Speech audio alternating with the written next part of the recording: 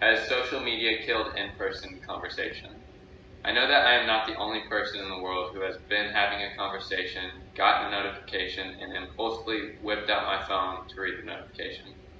These brief moments where we are distracted from the person we are with, their first instinct is to think that you do not care about what they have to say.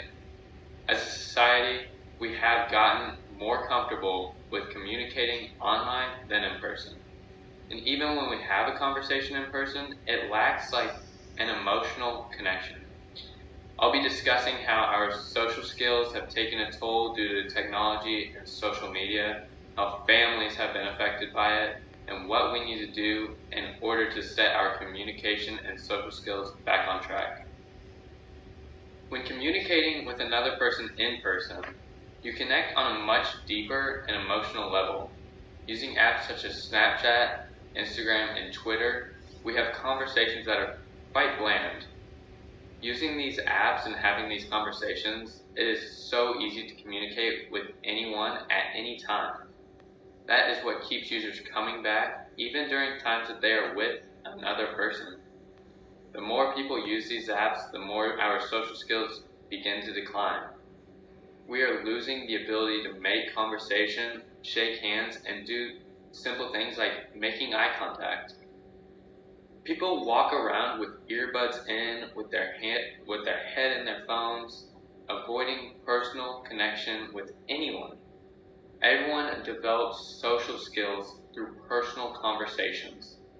Nowadays, we are more connected than ever because of social media. However, it isolates everyone more than we know. Before the invention of a smartphone, families and loved ones used to sit around a dinner table to discuss their day, talk about the goings-on in society, and to just catch up. Now some families, of course, still do this. However, the majority of families do not partake in this anymore. Kids would much rather eat and watch TikTok rather than talk to their parents. We did not know it when we were young, but the conversations we had with our parents at such a young age were what developed our social skills. We learned body language, facial expressions, we learned empathy and sympathy, and we learned verbal and social skills. However, as social media grows and grows, and kids at a younger age start to use phones and social media, the interaction between them and their parents begins to fade at a much earlier age.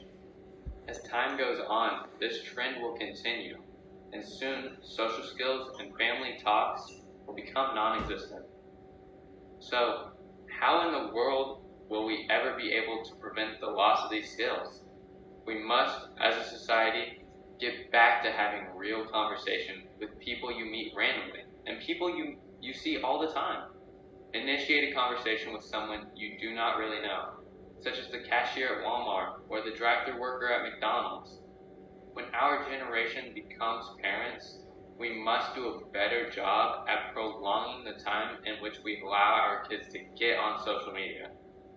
We need to be the generation who enacts change so the next generation does not repeat the same mistakes as us. Social media has snaked its way into our lives, whether you like it or not. It will always have its perks, but it will always have its downfalls. Our social skills are declining, families are losing touch with one another, and we have begun to become numb to normal conversations. We need to get back to communicating in a more human way. Only then will we be able to regain our social skills and reconnect with our families and our friends. Thank you.